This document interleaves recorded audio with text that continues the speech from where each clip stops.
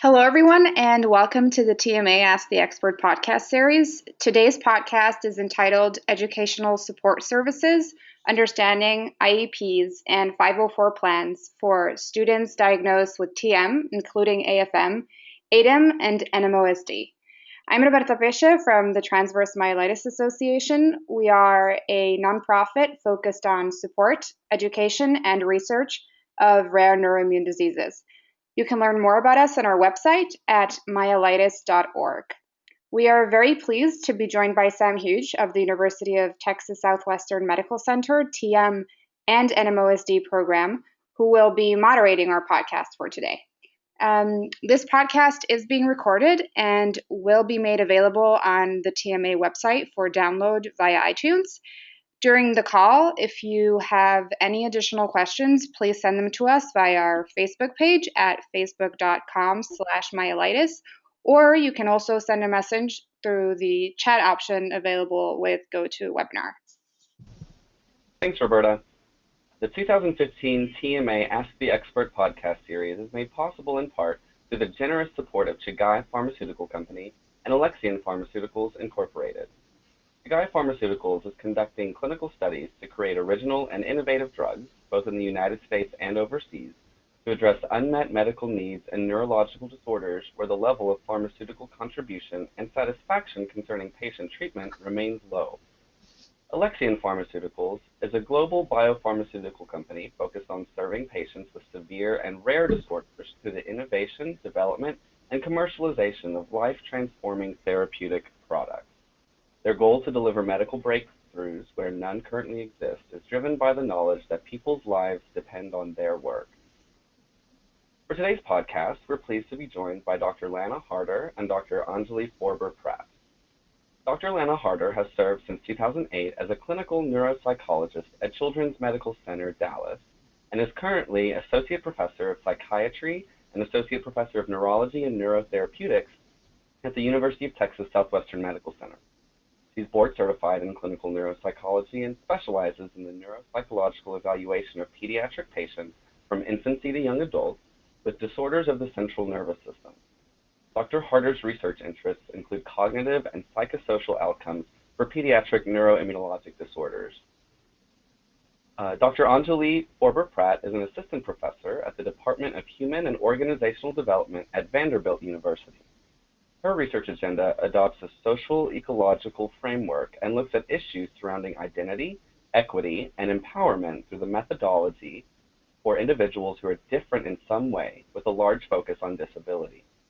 Outside of the Academy, Dr. Background was also a member of Team USA at the 2008 and 2012 Paralympic Games. So I wanted to start out, Dr. Harder and Dr. Background, if you could introduce your experience in IEPs and 504 plans and give an overview of the main differences between the two before we jump into the questions. So Dr. Harder, would you like to begin? Sure.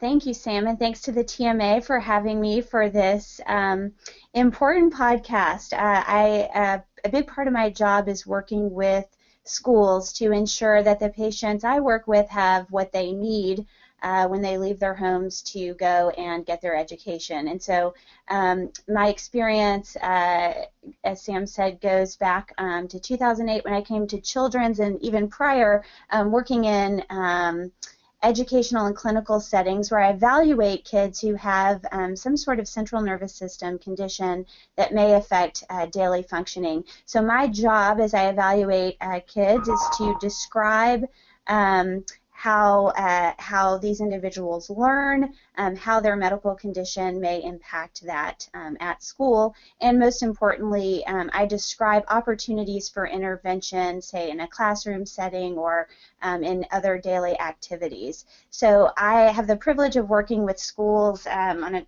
just about a weekly basis in my work here with Dr. Greenberg's clinic with pediatric demyelinating conditions. So I'm routinely speaking to schools. I attend school meetings, sometimes by phone, sometimes in person, to help describe the needs and also put these into a plan for our students and our kids. So that's the background that I have, and I'll let Anjali speak to some of the differences between the plans. Sounds good. So first of all, a little bit of background of my experience working with these plans. I was actually diagnosed with transverse myelitis when I was 4.5 months old. And so personally, I was assessed by my school district for early intervention services, and at the time was put on an IEP plan myself. And during my time in middle school, when we really truly identified that most of my needs were purely around the physical access and accommodations in that regard, I transitioned to a 504 plan. So the rest of my schooling, I had a 504 plan myself.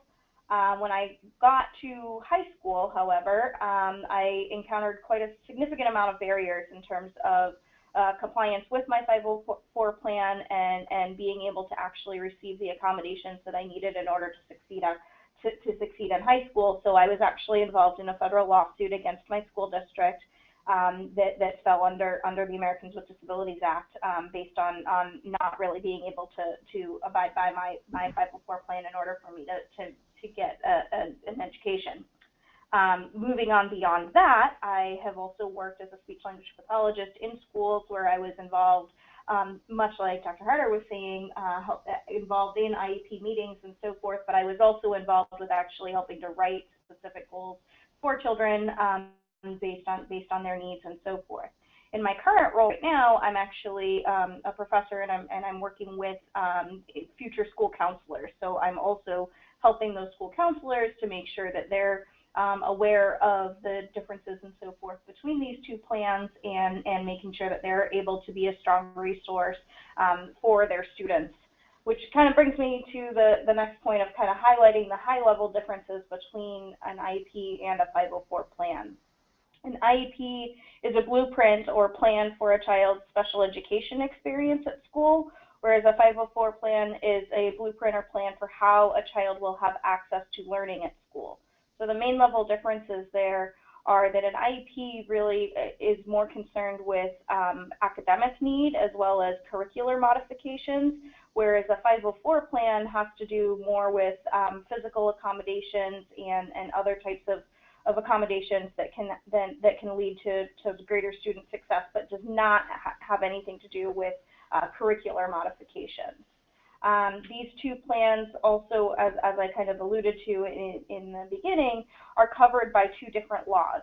So an IEP plan is covered by the Individuals with Disabilities Education Act, or IDA, and that is the federal law that provides protections and outlines the guidelines for how this whole process works. Whereas a 504 plan is covered by the Rehabilitation Act of 1973, also federal law, federal civil rights law, but has more to do with preventing discrimination against people with disabilities.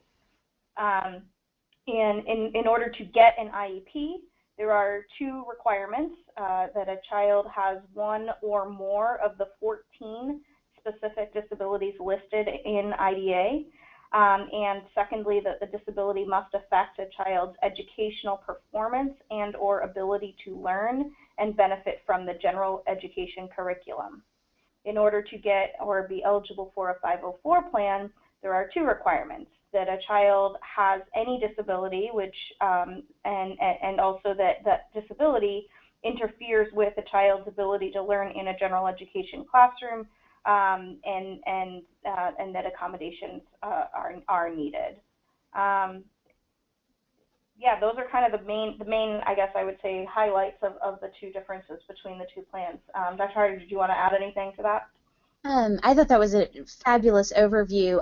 The one thing I would add, and I should have stated regarding my background, is that I've worked in higher education settings. So working in the Services for Students with Disabilities office, where my role was to review documentation for our students with cognitive disabilities, and then help students determine the most appropriate accommodation. So this section 504, as we talk about 504 plans, and as Anjali noted, this doesn't have anything to do with modifying the curriculum, but giving that extra support. Accommodations like extra time would be a great example. So through the Americans with Disabilities Act, the ADA, we're able to extend those type of 504 accommodations to higher education settings. So questions that come up a lot for the patients that I work with here at Children's are, will I be able to get these services when it's time to go to college? And the answer is yes, and we can get into that in more detail, but I did just want to kind of mention that as we're talking about the federal law that sort of guides what we do for students across different academic settings. Great. Yeah, that's a huge clarification, I think, at least from my perspective, about the differences between the plans. And there are a lot of questions that came in from the community about kind of more specific nuances with how to function within these plans or how to get them. And so I'm going to get through as many as we can, but I apologize in advance to all of our listeners if I don't get to your question. There's a lot here, so I'm going to hopefully get to the spirit of some of these questions.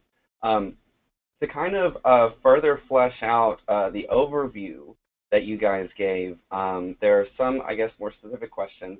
Does anyone ever need or have both a 504 and IEP in place at the same time?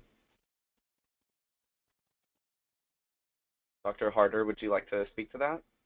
Sure, I'd be glad to. In my experience, I would say no to that, that usually the student who qualifies for special education or the IEP they'll be served, I guess, let me put it this way. If they qualify for an IEP, they would sort of also qualify for 504 in a way. So in a sense, IEP would trump the 504, and so a student that needs an IEP would be served under an IEP only. And Anjali, please correct me if you've seen this done differently. And then a 504, those who qualify for 504 may not qualify for an IEP, and so they are given accommodations through the 504 plan. Yes, and from my experience, that's spot on.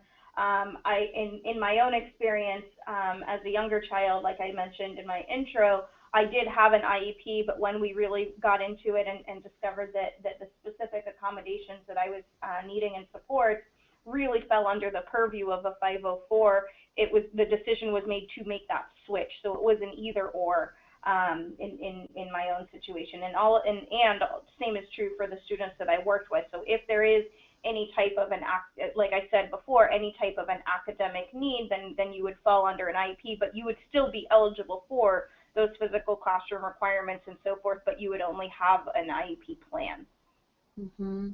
And as Anjali highlights, that students could definitely move between those. And I've had situations where we felt like we would start with a 504, and if that was not meeting the needs of the student, we could then take it up to a more comprehensive plan under an IEP.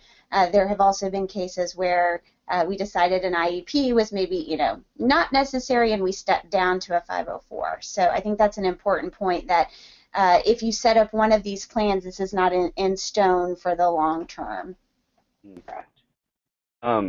Moving on to what Dr. Harder, what you were saying earlier on with accommodations in a college setting, there's a question about, do 504s and IEPs apply in college? And as you said, they certainly do and can.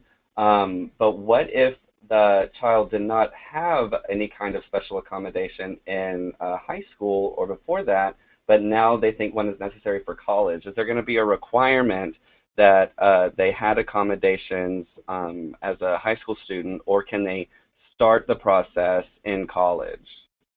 Yeah, great question. So you do not necessarily have to have a history of having accommodations, say in high school, in order to access those in college. Where that may come up is when students try to get accommodations for things like the SAT or ACT. In my experience, those groups that sort of oversee those exams and approve accommodations, they want to see that there's been a history that not only the person has qualified for accommodations but has used those in high school.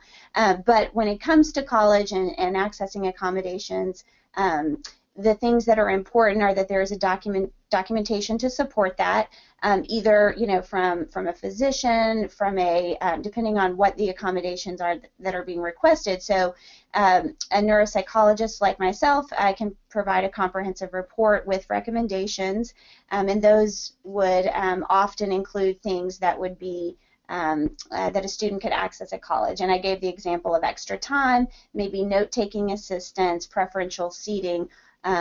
Those are examples, but the student would need to have documentation of the disability and, most importantly, the functional impact of the disability. So in other words, how does a disability affect them in daily life and in a classroom setting? And with that case laid out in a report or a letter from a doctor, oftentimes they're able to access those accommodations. And I just want to add, kind of as a clarification point, so the IDEA, which governs IEPs, does not apply to the post-secondary setting. However, an IEP can inform those types of accommodations that Dr. Harder is talking about. Whereas a Section 504 and a 504 plan, it is inclusive of elementary, secondary, and post-secondary students. So I just want to make sure that is a little bit clearer for folks. I think that's a great clarifying point, and I would also say that one thing to remember about accessing services in college is that when a student applies to college, their disability status is not disclosed. It's not a part of the application process. The student must be otherwise qualified to be in college. At the end of college, when a student receives a diploma, that diploma will be equivalent to the student who did not have accommodations or who did not have a disability. So it's, I think, important to make the point, as we've highlighted already, that there is no modification to the curriculum. So our students in college have to do essentially the same things as their sort of non-disabled counterparts, but possibly with these things like extended time. Dr. Harder, you mentioned a little bit earlier, or you touched on the process of having documentation, proof of disability, and any functional deficit that might exist. There was some question here about basically how you begin the process of getting a 504 IEP plan, and does it require specifically a physician's request or another type of medical professional, and how do you really begin the process of working with the schools and your healthcare team to make these accommodations occur? So I would say there are many avenues to accessing support in educational settings, just as a general statement. We recommend to families that, as they approach a school to request services, to request an evaluation, to determine if services are appropriate, that we have them put everything in writing. In some places, some states, which can vary, that starts a clock. So there are so many days a school has to respond to get the ball rolling with that. In our setting, very often the process starts when our patients come to clinic and they are evaluated by me, by the medical team, and we identify things that the student would need in an educational setting. So we generate our reports and our letters and things like that. It's important to note that just because I, Dr. Harder, or our physicians make these recommendations, the school is who decides if the student qualifies as a student with a disability and for what types of services. So I always think that's important to remember, but it is really valuable, in my opinion, to enlist the support of the medical team as you pursue this type of support. So for certain qualifying categories, so other health impairment is a category under special education where a student can qualify for services, and in those cases we do have to have a physician sign off on what the medical condition is and how it affects the child. So similarly for 504 plans, if the disability is medical in nature, we need physicians to sign off on that. So approaching the school is very important, working with the team to get the appropriate documentation. I think each of those things are really important to kind of get get things going in pursuing these services. Yeah, and I just want to add a few other things to that. So I'm going to talk a little bit about, first of all, it's okay if you disagree with, because Dr. Harder was mentioning that it's up to the school to then decide if services are warranted and so forth. There may be a situation where you disagree with what the school district comes back with. And depending on if you're being considered for an IEP versus a 504 plan, that dispute process looks a little bit different. But basically, in kind of the high-level overview, is that there are set requirements that allow for mediation, that allow for dispute resolution, filing official complaints, and potentially having a hearing. Again, that one depends which category you're being considered with. And then potentially a state complaint before it gets to a complaint at the federal level. But I think that's important for parents and teenagers and individuals to understand that it is possible that you may not agree with either what the school district is coming back with in terms of the types of accommodations, or in terms of potentially even the types of least restrictive environment and the setting in which you are looking to get an education in.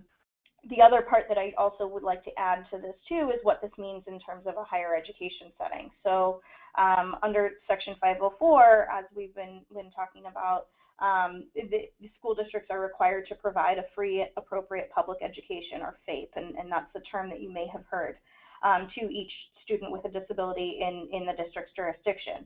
And unlike in high school, your post-secondary school is not required to provide a free and appropriate public education. Rather, the post-secondary school is required to provide appropriate academic adjustments and accommodations to ensure that discrimination on the basis of disability does not occur. So when we're talking about documentation and so forth, certainly if you have been receiving accommodations prior to entering college, like Dr. Harder mentioned, that may be one source of documentation, but it's not always the only documentation that is required. In the instance where, like one of the questions that came in, that say hypothetically I was not receiving any accommodations throughout my time in middle school, high school, and so forth, and I get to college and I would like to be considered for different accommodations, that is definitely something that is within your rights to do. But then the question comes up, who pays for that new evaluation? Neither your high school or your post-secondary school is required to conduct or pay for a new evaluation to document a disability or need for accommodations. So therefore, that cost may fall on you in order to find that appropriate professional and so forth.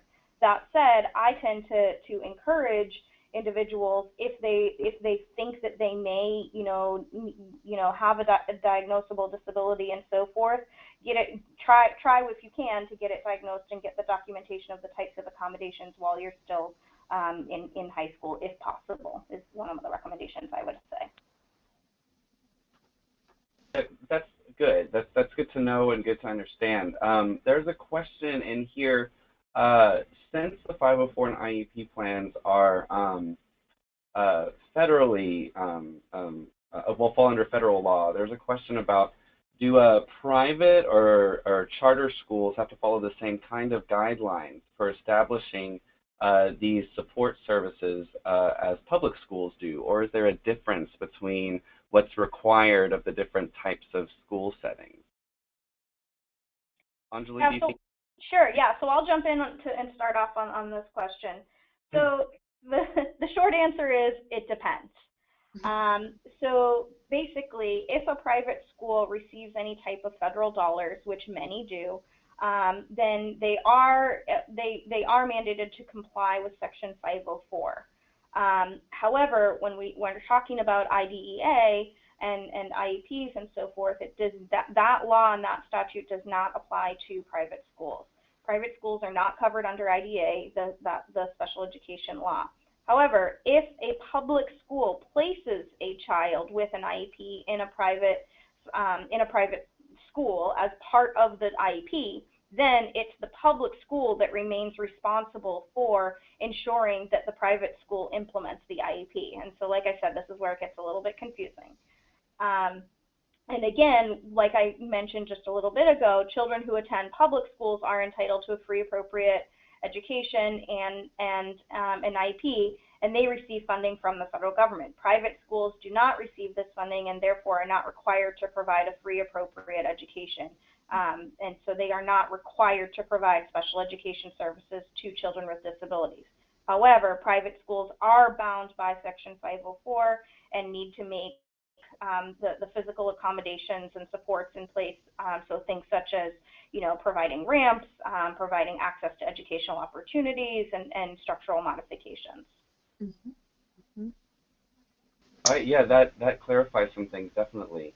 In terms of requesting evaluations from the school, for example, if you're requesting a PT evaluation or OT or what have you, does the school have to comply with the request, or does it require some outside documentation?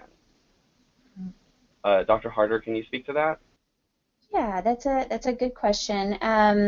It's my understanding that the school will initiate a process to look into this and to determine what is needed, if anything specifically is requested, if it's an evaluation or services for learning difficulties or whatever the case may be, that there is kind of a process. And this will vary by school district, even state to state. I think there are different procedures in place. I do think it's helpful to, if you have documentation, particularly from the medical team or the medical provider that is working with your child, to bring in anything that you do have to initiate the process. But my understanding is that school is going to make some decisions about how these evaluations will take place, which ones will be appropriate given the situation. And I think, as Dr. Forber-Pratt mentioned earlier, we need to demonstrate this educational need that the disability, if they are determined to fall into a certain category, that's affecting their ability to participate in a classroom setting. I don't know if you would add to that.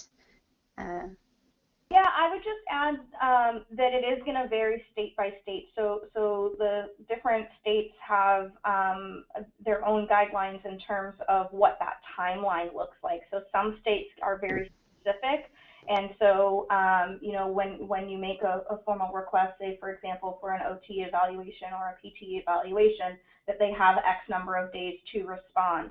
And so I would encourage all individuals to get familiar with your state guidelines and so forth. And I will provide to the group and so forth a couple links that are helpful to know what is my state education website that pertains specifically to this type of legislation in terms of disability guidelines. The other part too that I would also add is to remember that the purpose of physical therapy and occupational therapy within a school setting is very different than within the clinical setting. And so sometimes that can also be kind of an important distinction to make.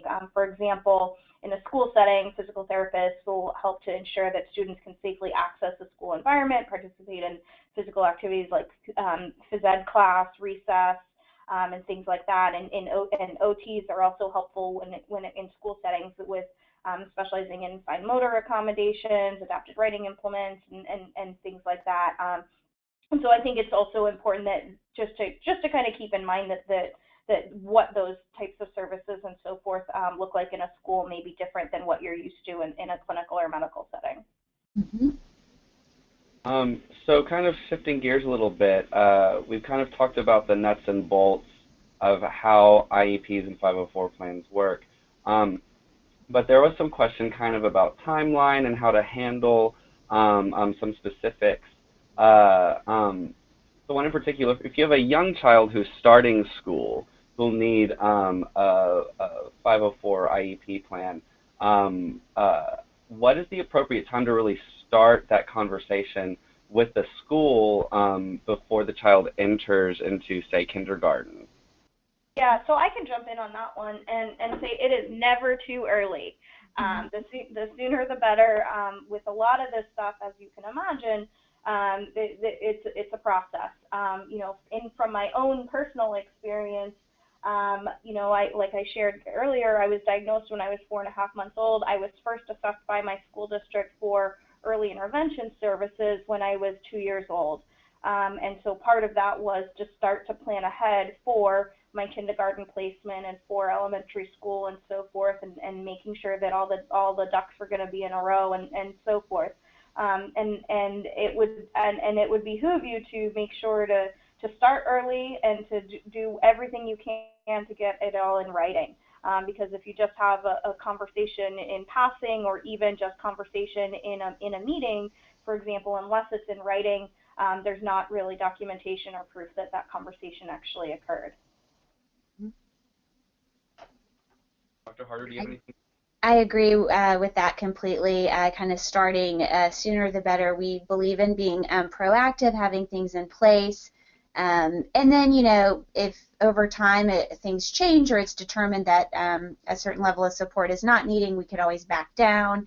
But very good to be kind of prepared and set the child up for success early on.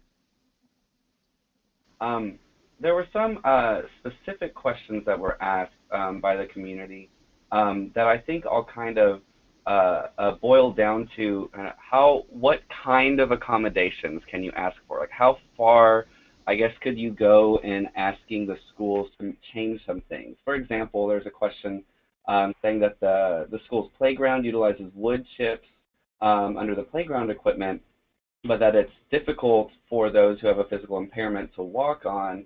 Is it appropriate? Does it fall under the auspices of these kinds of support services to request that the wood chips be removed and a new surface be put on, or is that too much? Does that not fall under these plans? How far can you kind of take the schools in accommodating the physical disabilities of the children? So I can jump in and start on that one, and I would say, first of all, it depends, and it depends on the nature of a specific child's nature of their disability. It depends on the documentation to support that disability, and it depends on and it's going to vary school to school, district by district, state by state. I know that's a very frustrating answer. And I would also kind of add to that it is 100% within your purview to advocate for what you think is best for your child or for yourself.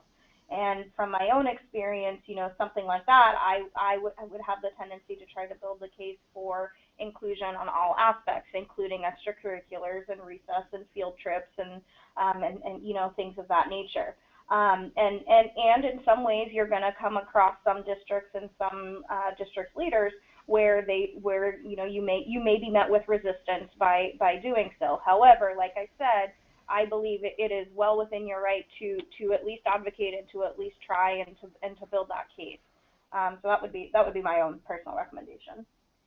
Yeah, I agree. I agree with that 100%. And I think thinking about safety also is, in addition to access, we've referred to the least restrictive environment. So, making sure that our kids with disabilities are able to participate as much as possible alongside their non-disabled peers. All of those things are very important. And I agree completely that asking for these things, advocating for these things is a very, reasonable thing to do, and that, can start a conversation and hopefully, yield some results to improve access. Are there any special rules with those buildings, say school buildings that were built that are grandfathered in pre-ADA requirements? In terms of asking for addition of, say, handrails or something of that nature? Are there different rules for those older buildings?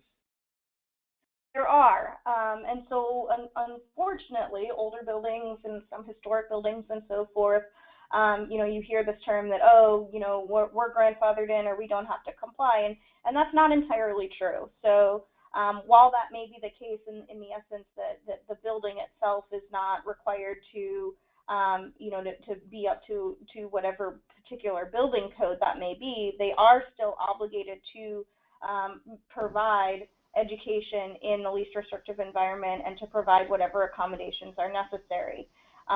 So with that, I would say it is important to still advocate and so forth, and even if you're kind of faced with some resistance with that, again, it's going to vary disability to disability, school by school, and so forth. From my own experience, I was in that exact boat. So my school was built, in the late 60s at the time, and so they were very reluctant and hesitant to meet my demands for particular ramps to be brought to code, for particular kind of building modifications, such as that installation of curb cuts and things like that. One thing that I would caution is that it's also difficult to have a firm grounding when it's one specific issue. So really, in my case, what was my tipping point was that we had hundreds of issues, and so then we were able to say, hey, here are all of the areas in which that say, for example, the school is not safe for me. So for me, it was the fact that the ramps were not to code, and so the incline was too steep, and they waxed the ramps to make them look pretty, which made them very slippery. And so we were able to add that to a long list of other building type modifications in order to build that case. Moving on to kind of shifting gears a little bit, in terms of the best process for changing what's an existing IEP or 504 plan, is there a specific process for changing, either to add to accommodations or maybe take them away, depending on the circumstance? And how much really needs to be put into those plans in terms of details? How granular do they really need to be? For example, do you need to have in there that they have to stretch so many times a day, or they have to do self-cath and nurse supervision and backup plans and emergency plans? How detailed do these plans need to be? Does the school need to know everything about the medical needs and history of the child? And as things are added, how does the change need to occur with the IEPs and 504s? Dr. Harder, can you speak to that? Yeah, I can get us started off here. In general, what we recommend is that families, a parent will go to the school and request a meeting. So to bring together the group of people that make decisions about these plans.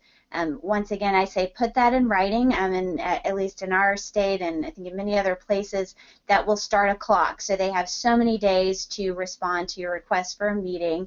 And from there, the conversations are had. Maybe there's new documentation from the team that either says, we need these new services or accommodations, or we can back down and maybe these aren't needed, and just to have a kind of collaborative discussion. So I think that's the general process for making those changes. And keeping in mind, I think we've mentioned this already, that at the conclusion of a meeting like that, parents do not have to sign in agreement. So if there's still something that's not quite right or that you disagree with, just remember that you have the right not to sign and to kind of continue these conversations until everyone reaches a place that they can agree on.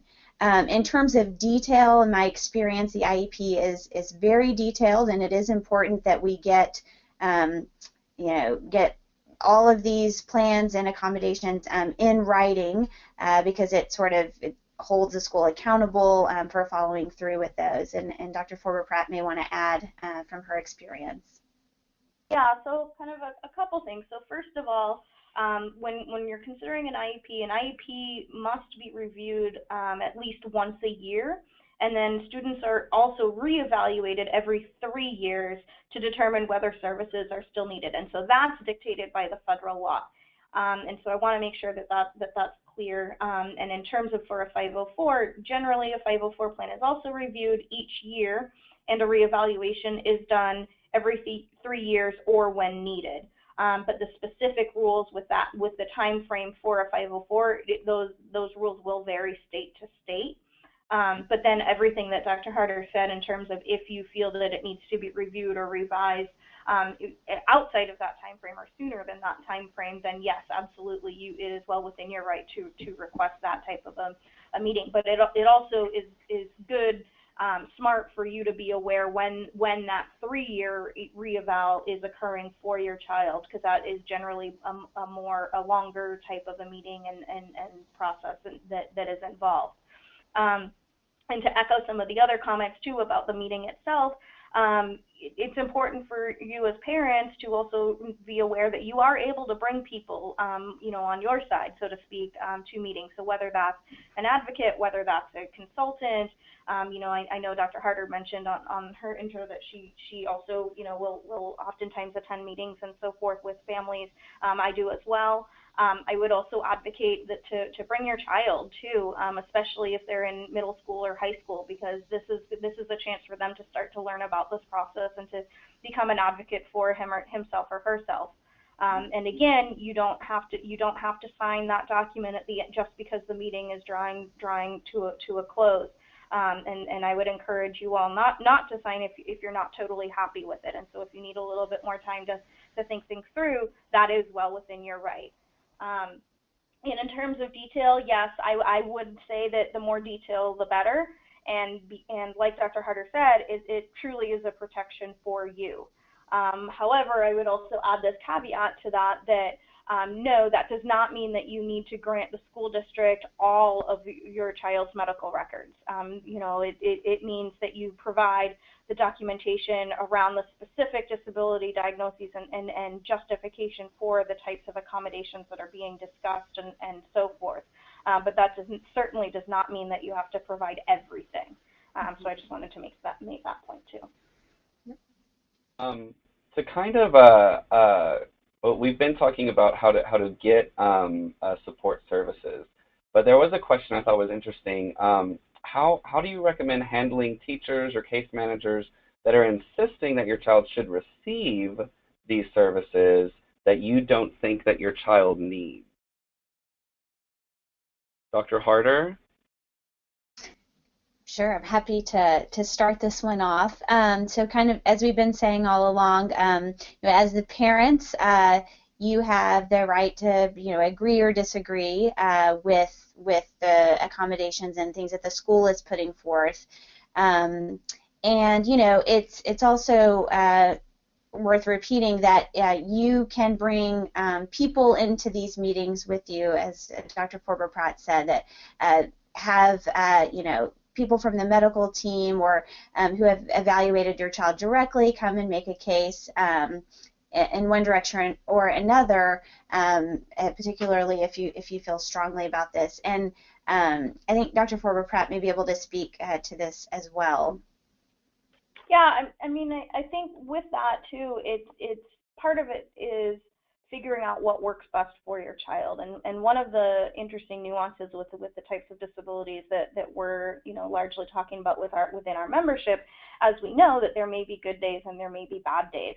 And I think that it's important to make sure that you're trying to think through what types of accommodations, what is on a particular bad day, what is the most level of accommodation and need that I or my child is going to have, and because you're going to want to have that written in, and outlined what those services and supports may look like.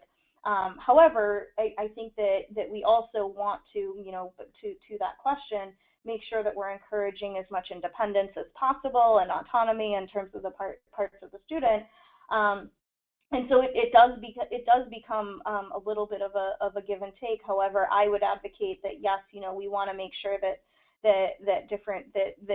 whatever that need may be is also in the plan. However, I think that it can also be a conversation around identifying when on a good day, for example, okay, then this type of support may not be needed every single day, for example. And so I think that you need to have that conversation. And again, it's going to vary person to person.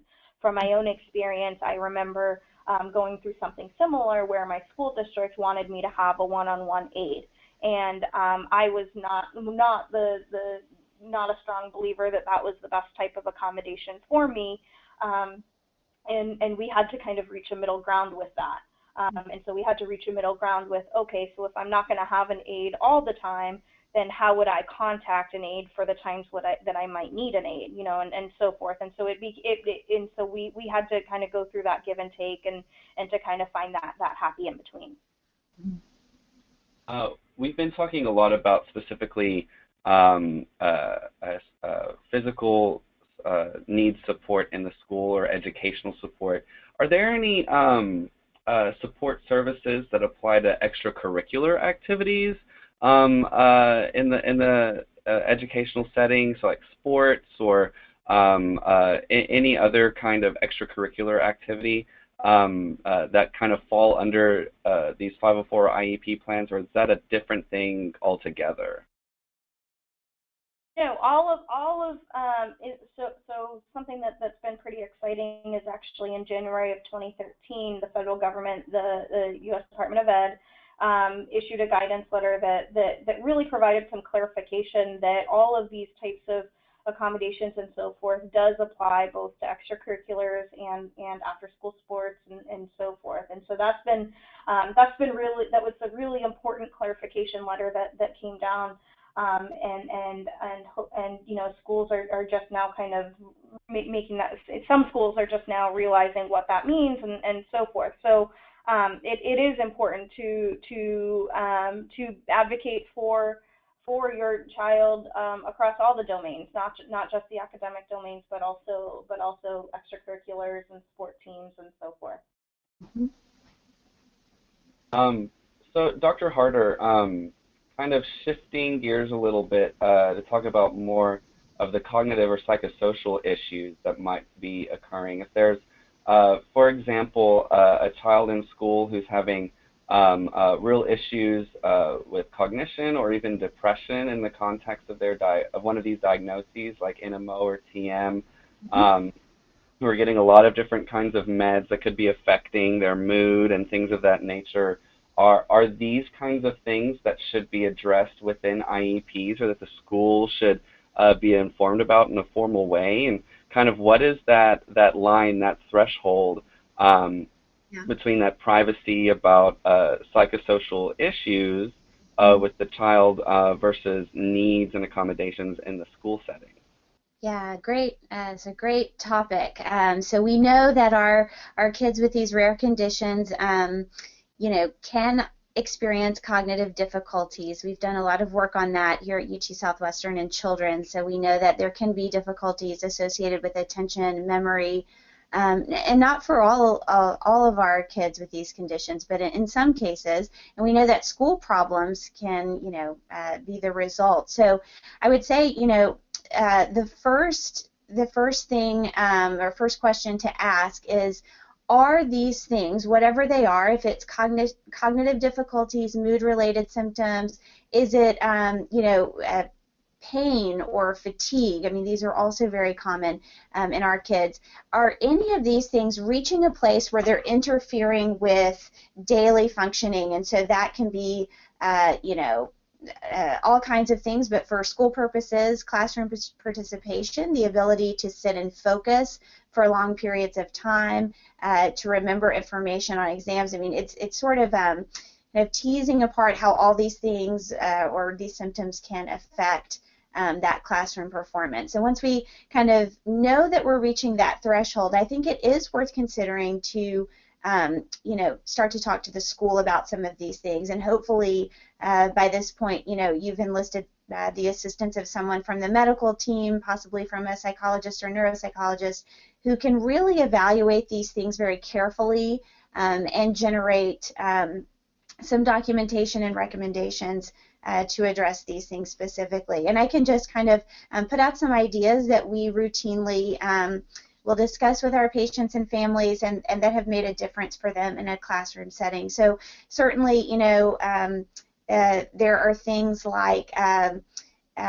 we would call it priority registration in a college setting, but this could definitely apply in high school or other grades, that you get to set the day, schedule the day in a way that works best for the student. So if we know that fatigue really sets in the afternoon, or pain is worse at a certain time of day, we would really recommend stacking the most rigorous courses, say, early in the day, and then having things that maybe require less intensity or concentration, later in the day. If we can schedule in short breaks throughout the day, if there is a protocol that we can go to the nurse, for medication or other things if needed, that there could just be sort of a release valve if a symptom is starting to show up and interfere. And like Dr. Forber-Pratt mentioned, there are some of these symptoms and some of these things can really get in the way, and it's very much case by case, and we need to figure out, for each person, the functional impact can be quite different, and so we need to be able to sort of describe that and figure out the most appropriate accommodation. So I definitely think, while some of these things, certainly something like depression or cognitive difficulties could be things that, maybe it doesn't seem like they're reaching that threshold or that you want to share all of that information. It's definitely a personal decision to do that. But if it is interfering, my recommendation would be to talk with the school, work with the school on that, and figure out ways to address these things head on and provide some relief throughout the day or extra support to help that student be successful.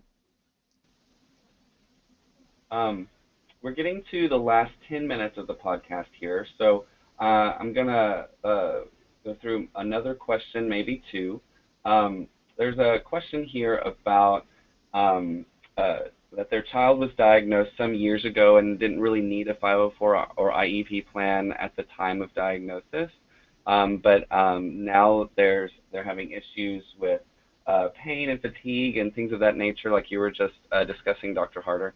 And they haven't had the IEP, like I said, but it's becoming an issue. Is it too late to institute some kind of special plan for the kid if it's years after the diagnosis, even if they've had a noticeable disability but haven't needed one until now? Would there be any obstacles to implementing one further into the diagnosis? So I'll just jump right in on that one and say no, it's never too late. I mean, there's not a a set window of time and so forth from receival of diagnosis that you must implement either of these plans. So if you feel that there is a need, then it's not too late to start to explore what that might look like.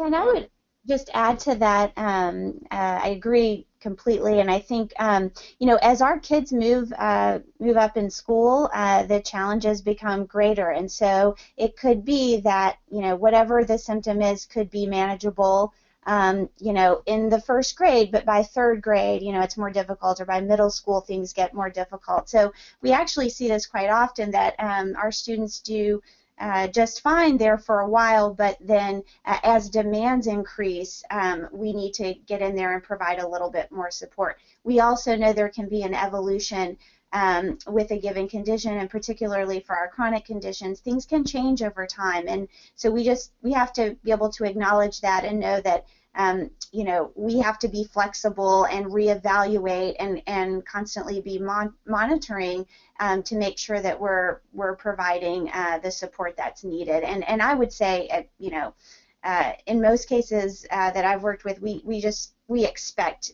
those things to change across time. Yeah, and just to add to that, as I alluded to in the beginning, my case is very much like that. The types of accommodations that I needed when I was in elementary school, where I was in only one classroom, so to speak, were much different versus starting middle school and you start moving class to class, and then high school, even just the physical size of the building grew, as did the weight of the textbooks. And so for me in high school, that was when I started exploring, hey, can I get a second set of textbooks to be kept at home, because the weight of the textbooks was causing me to actually flip over in my wheelchair, but by me trying to carry them back and forth. And so So I think that's an excellent point, that the demands and the needs and support needs will change over time. And then one other question I thought was kind of interesting. We're all, I think, pretty aware of the districting rules with you live in this district, therefore you have to go to this school. Say you're in a situation where the school that's in your district is doesn't have great accessibility, and you would need to make a lot of changes, et cetera, but the school, down the street that you're not districted in, has better accommodations. Is there a way that, or are there avenues to where you can request to go to a school outside of your district without moving? Or are there ways for the school that you're districted to say, we would prefer for you to go to this other school that's more built for your needs? Is that even a thing that exists? Yes, it is, and it goes both ways, just like the question alluded to. So for me personally, when I went to start kindergarten, the kindergarten school building that was in my district, and kind of the home school that based on zoning rules and so forth, that was where I was supposed to go and where my siblings all went, was not accessible. And so it was considered a reasonable accommodation for the school to send me to another elementary school that was still within my town and so forth. But because that was the school's decision and so forth, and that school could meet my needs, they also had to provide the transportation for me to get to that school. The flip side of that also is that it's going to vary state to state, and it's going to vary district by district. So another example was once I started high school, and day one of high school, it became very clear that high school could not meet my needs. I had started researching other schools outside of my district that were more accessible and that could meet my needs, and I presented the school board and the director of special education and so forth with my list of, hey, I would like to switch schools to one of these schools. What do you think? And that was a slightly more complicated process, because yes, my district did participate in the ability to participate in what they called school choice and so forth, but the caveat was that then the transportation arrangements would have fallen to my parents. And so we were trying to advocate that because my home school could not meet my needs, and I could not get an education with reasonable accommodations in my district, that we wanted them to provide transportation and so forth. So it was met with a lot more resistance, and ultimately that request was denied in my case. And again, this is going to vary person by person and district by district, school by school. Mm-hmm. So we're getting to the last few minutes of the podcast, and with the last question, I think kind of nicely goes into both you, Dr. Harder, and Dr. Forber-Pratt, kind of giving your takeaway points from this conversation. This is obviously a very multifaceted issue with support services and education, and it's different everywhere you go. It's the same but different everywhere you go. So how can parents know and find out what their rights are specifically in their situation when they're going to ask for accommodations for their child? How do they go about finding out that information just at the beginning? And also, if you could start with your takeaway points for this talk today. Dr. Harder, would you like to begin? Sure. So I want to say that for these rare conditions, we are just really at the beginning of describing what the needs may be in an educational setting. And as we've noted, this is going to differ person by person, but I know that on our side, on the research side, we've started to work on getting this information out through our publications about cognitive functioning, in given conditions. And that work will continue, and I think it will be very important for helping us make the case that our students, do need certain supports in educational settings. And So there's that, and I just think that the most important thing for us as clinicians working with patients, for parents, for individuals with these conditions, that to really understand, how this condition, how this disability affects daily life, and if that's academic or otherwise, and really just using that to guide and to drive the things that the services that we need to access. So, I just say enlist the support of your medical teams for that, communicate with the school, hopefully develop that collaborative relationship, and if you have to, take it to the next level if things are not happening. You hope you don't get to that point, but realize that in every state there is an agency that is designated to, apply this federal law to our schools, and so knowing who that is, and in Texas it's the TEA, the Texas Education Agency, but again this will differ by state, and also the Office for Civil Rights will have local offices throughout the country, and that's another resource. So if you're not sure about something and you're not getting anywhere with the school, I think those have been two great resources that our families have been able to use. But I think the advocacy is very important, and spending the time to help individuals understand what these conditions are about and how they can affect our students and our kids in the classroom. And then just finally, at myelitis.org, there's some great information available. I'm sure that our audience members are all well aware of. That those resources are a great place to start when it comes to educating schools and teachers and others about these conditions. And again, thank you for having me today. And just to, my main key takeaways would be to be an advocate, involve your child in the process as well, and start early. I think that another piece to in terms of where to turn to for resources, one resource too is certainly talking to people who have been there, who have been through this process before, so other parents of children with similar diagnoses and so forth. That can help as you're thinking through the types of things to be advocating for. And like Dr. Harder mentioned, every state board of education kind of oversees these types of regulations, and so every state has that their own agency. I know that can be a little bit cumbersome and hard to know who do I go and talk to specifically within that agency about disability-related issues. So I would also add that every state also has what are called Centers for Independent Living, and a lot of times they are a clearinghouse for the types of organizations and who to talk to about disability-specific needs when it comes to this. And for me that was a great starting point, which then they were able to help to connect me to particularly disability education advocates as I was going through the struggles with my own school. So those are some other great resources. And thank you again for involving me in this conversation. Definitely. Thank you both, Dr. Harder and Dr. Forber-Pratt, for your time today and your expertise in this, like I said before, this complicated process, but very important process for our kids and young adults as they get the education that they need to succeed.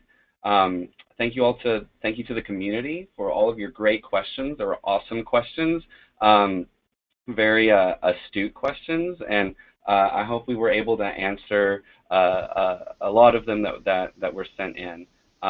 Thanks to the TMA again, and to Chigai Pharmaceuticals and Alexian Pharmaceuticals for their support of this podcast series. We look forward to the next podcast and the questions that come in. So thanks again, and everybody have a great week.